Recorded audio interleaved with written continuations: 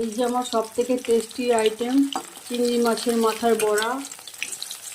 অপূর্ব স্বাদের, কিছু বলার নেই, ভাষা নেই এই স্বাদ ব্যক্ত করার।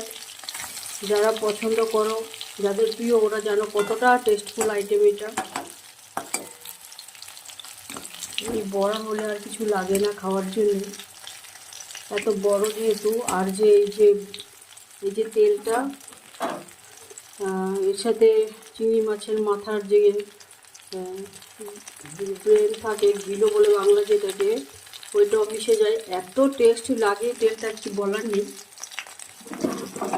অপূর্ব, অসাধারণ একদম। এটা এবার মুচমুচে করে ভাজবো, লাল লাল করে মুচমুচে করে ভাজতে হবে। উপরটা, ভেতরটা ঠিকই নরম থাকবে। আমি চালের গুঁড়োর বেসন আর হালকা লঙ্কা গুঁড়ো আর নুন দিয়ে তারপরে বড়াটা ভেজে দিচ্ছি। তোমাদের কার কার পছন্দ আমাকে কমেন্টস করে জানিও। তো এটাকে এখন উল্টে পাল্টে ভাজা করতে হবে, যেহেতু অনেকটা বড় বড়। আর বেশি তেল দিলে বাকি তেলটা তো নষ্ট হবে, যতটা প্রয়োজন ততটা তেল দিয়েছি।